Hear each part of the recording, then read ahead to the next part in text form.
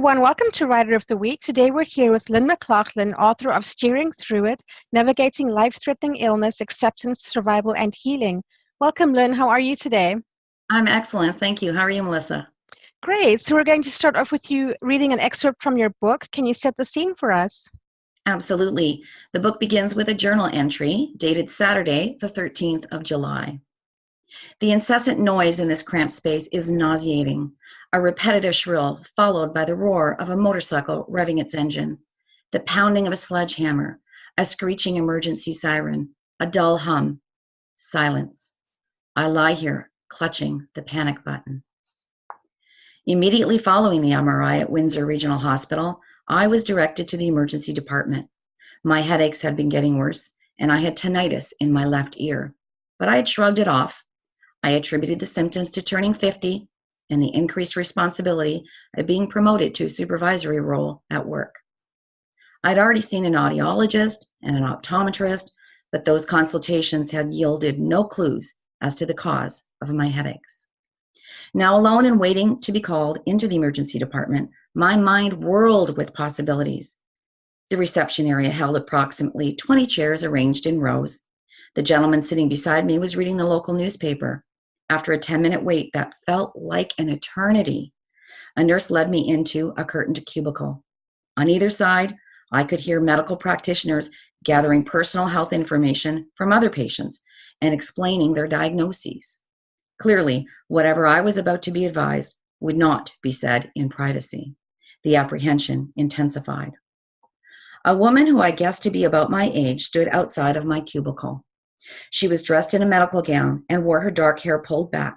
She was reading a chart. Was it mine? Her face was blank. She pushed the curtain aside and she entered the cubicle. I sat on the hospital bed facing her. She flipped through several pages and then introduced herself. Without hesitation, she rattled off my diagnosis. Her words felt like fragments.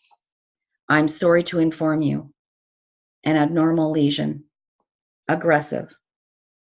A brain tumor the size of a golf ball growing in my left temporal lobe. I stopped breathing. I stared in disbelief at the physician as she spoke.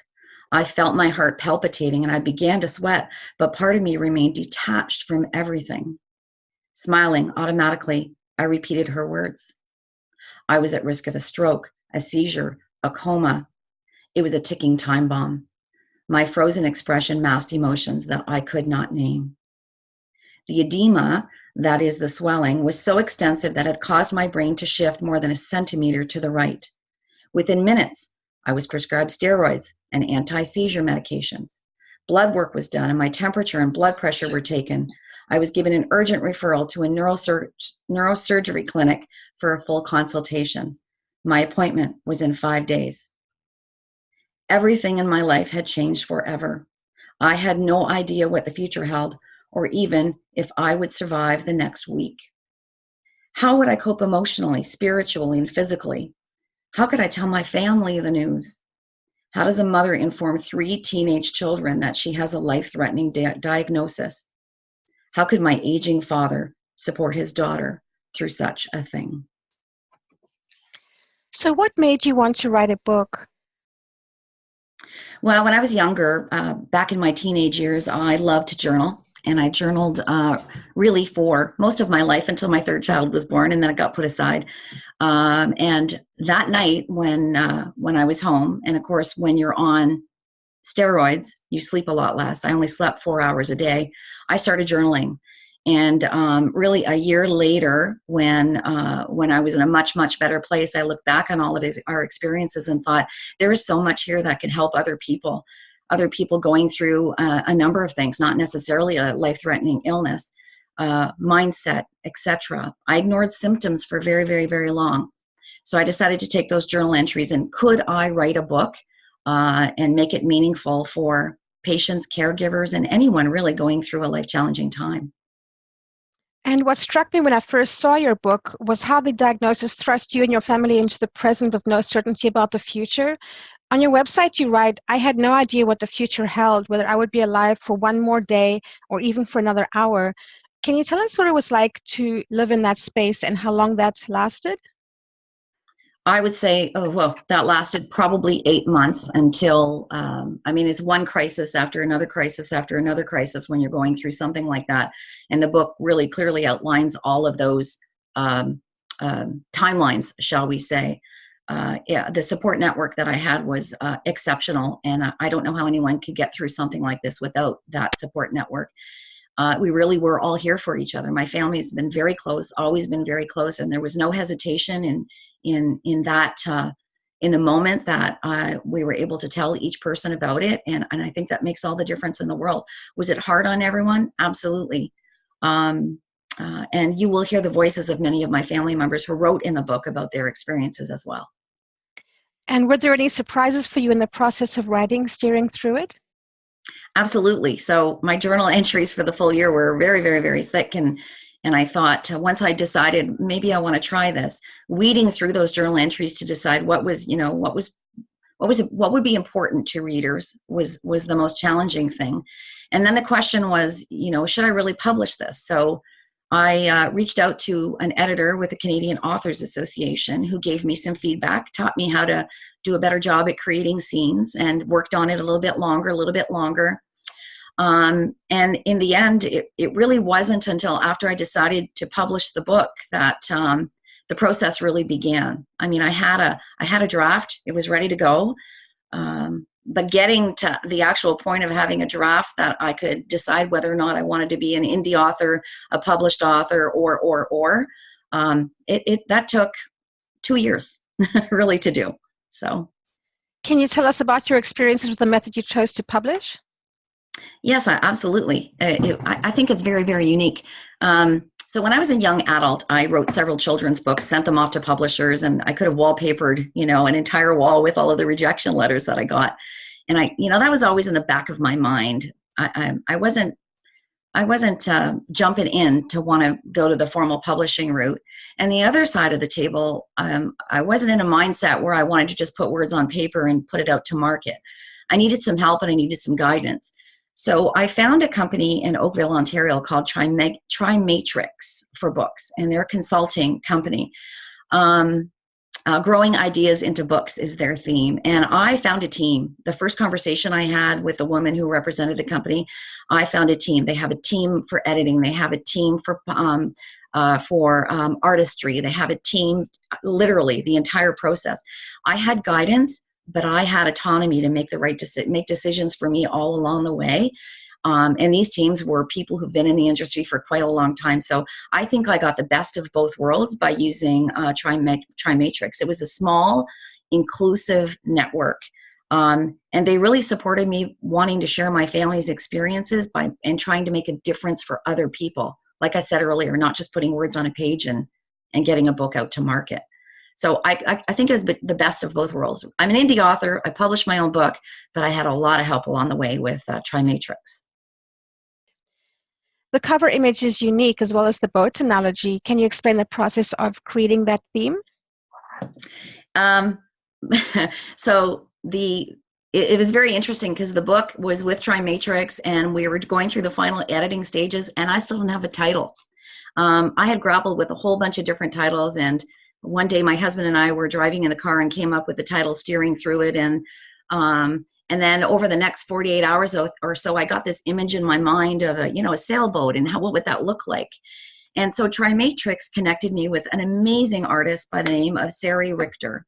And through nothing more than a telephone conversation, Sari came up with the design for the book. One telephone conversation, a couple of pictures back and forth, what kind of sailboat. I sent her a picture of my family. I don't know if you can see this, but that's, my family depicted. I'm almost falling overboard. And really it was maybe a total of 3 conversations going back and forth until we finalized it. And then I chose the font and what was that going to look like. But it's a very personal photograph, and it just really represents the journey. You probably can't see, but the boys that we're going through are actually surgical instruments that we're trying to get through in the middle of this storm. So incredible artist, and I was so pleased that Trimatrix connected me with her because she really did portray exactly what was actually much more than what was in my mind in a much better way. Yeah, it's a beautiful cover. Mm-hmm. So who are your readers and what do you want to tell them about your book? I think the book really pertains to anyone. You don't need to be going through a life-threatening illness to try to find different ways of looking at things, or a different mindset. Maybe you're supporting someone else. Maybe I've had people who read the book are in the middle of a relationship breakup, or they are grieving the loss of a loved one, and each one of them has said that there are pieces of the book that they've drawn out to help themselves in their own lives or someone that they care about. So I really think it's pertinent to anyone over the age of 18 that maybe wants to find some inspiration or look at a different way of seeing things, possibly. Because once you get hit in the head with a hammer like that, you really do see things in a very, very different way. Trust me. Those little things that used to bother you in the past and drive you crazy are trivial now. They don't matter in the least. So Yeah, it gives you perspective. yes. Mm-hmm. So your daughter, father, sisters, and brother all write about a personal experience in your book. And how did this come about? So that's another interesting, this is why it took so long to actually get it out to market. So now we have the cover, now we've got the title, now I'm drawing the theme of the boat all the way through the book and steering through it. And so I gave the draft to two of my two sisters and said, am I crazy? Really, is this something I should do?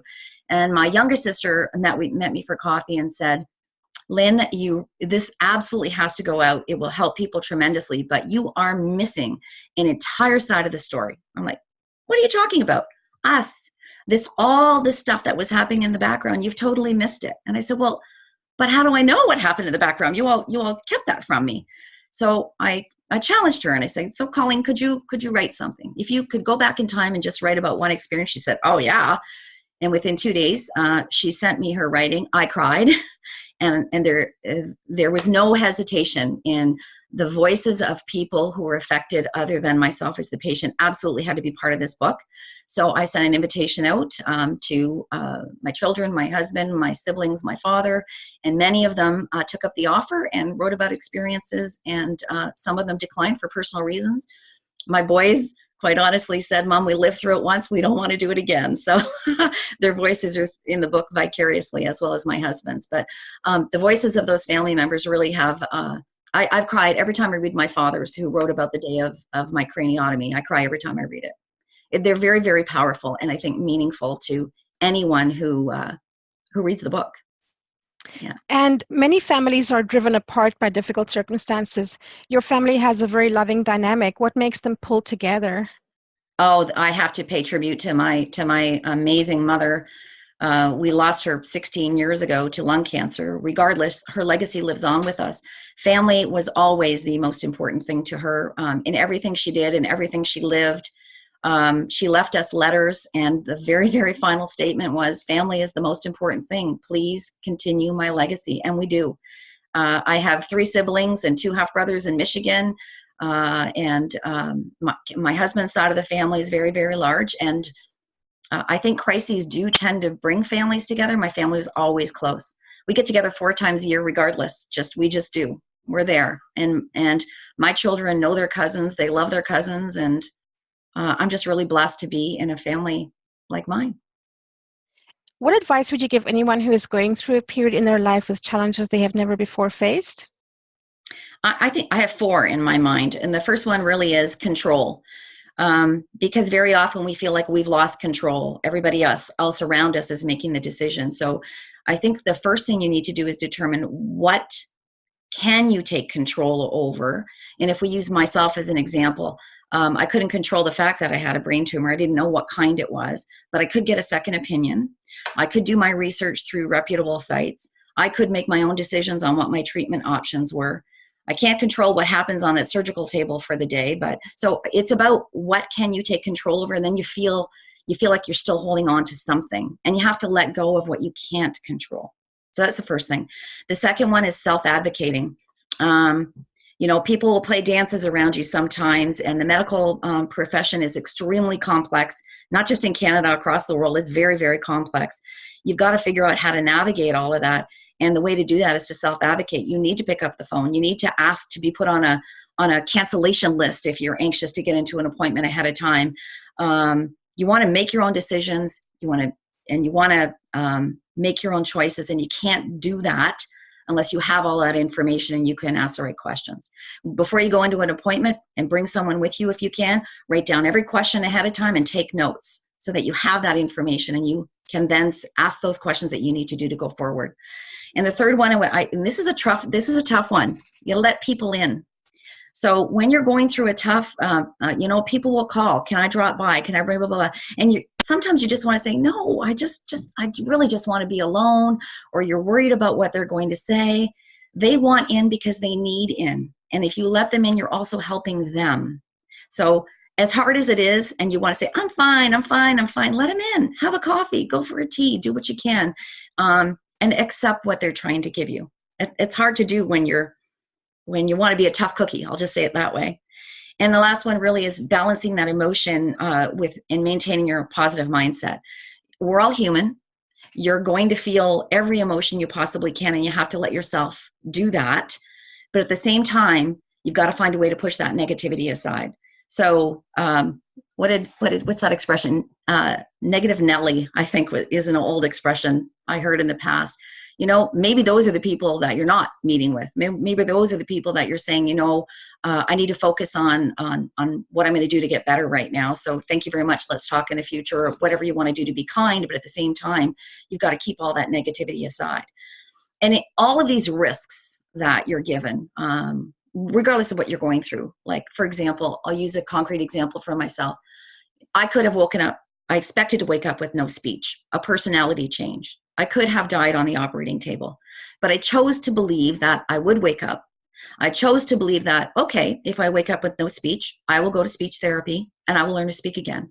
If I wake up and I don't have mobility, I will go to occupational therapy and I will learn to walk again. The mindset is really, really critical. If you lay there wallowing and feeling sorry for yourself, you are doing harm to yourself and everyone around you who cares and loves you. Don't wallow in self-pity. Pick yourself up and do what you have to do to keep that positive mindset and believe that you'll be okay. What other tools can you recommend to others to stave off negative thoughts?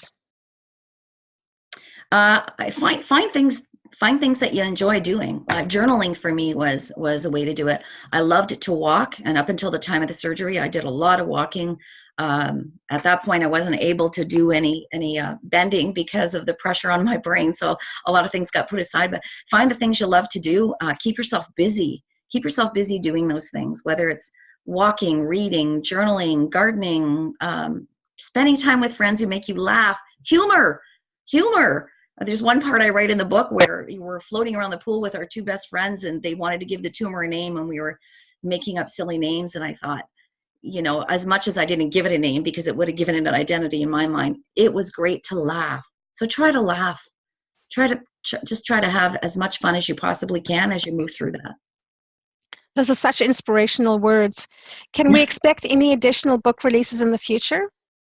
Well, that's very interesting because about 2 months ago, I put something out to my readers. I've had a lot of feedback on I'll call it the first edition of Steering Through It, and readers wanted to know more. I'll give you one example. Part of the book, I say, on my quest to try to figure out the cause of my tumor, we did radon testing in our home. But I just said that really briefly. People said, well, why? What does that mean? Why did you do it? Can you tell us more? So based on the feedback that the readers have given me, I've just actually contacted TriMatrix this week with some additions to publish some revisions to publish the second edition of Steering Through It. So I'm hoping that will be out in the summer. And I actually have 2 other projects on the go right now too. They're in the works. So we'll see what the future brings. That's so exciting. Lynn's book is available on Amazon, and if you want to find out more, you can go to her website, steeringthroughit.com. It's been a pleasure talking with you today, and I wish you great success with your book. Thank you so much, Melissa. Much appreciated.